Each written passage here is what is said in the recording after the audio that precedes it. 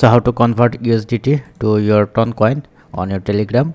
Mobile and PC process will be same. Go to wallet and then you can see your wallet address available here. Make sure you have enough USD to convert. Currently my dollar is in USDT. You can see it's a USDT. So to convert it, press on exchange, and now you have to select, press on this icon, then you can see USDT to Ton. Now enter your amount. Suppose I want to convert on USDT to Ton, then press on review order, and if all goes well, then press on confirm and exchange. It's done. Now open your balance again, then you can see your Ton is available and your dollar is now 4.70. So that's it.